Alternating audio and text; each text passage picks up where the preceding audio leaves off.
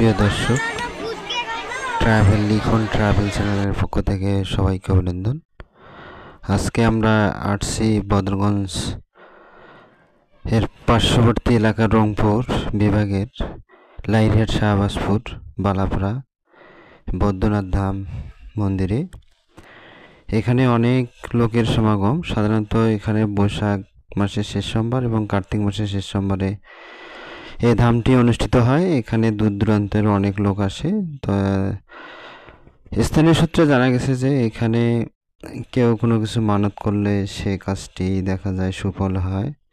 সবাই এখানে ঈশ্বরের প্রতি ভক্তি ও শ্রদ্ধা জানানোর জন্য আসে। অনেক দোকান মেলা বসে। তো আপনারা আসলে ভালো লাগবে। সবাইকে অশেষ ধন্যবাদ।